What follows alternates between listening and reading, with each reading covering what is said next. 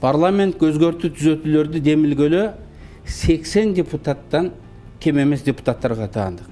10 депутат президент, өкмөт киргизе албайт. 80 депутаттан кем эмес депутат өзгөртүүлөрдү киргизе алат. А сиздер өзгөртүүнү эмес, жаңы конституцияны киргизип атасыңар. Үчүн жаңы конституцияны кабыл алуу тартиби жок анда. Сиз жазган конституцияда. Мен жазган эмесмин.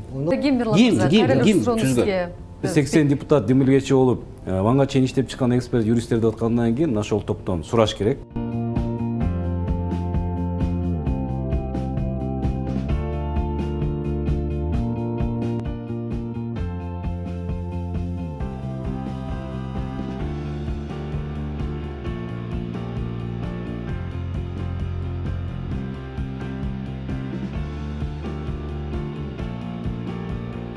Бул долбоорду мен жазган жокмун.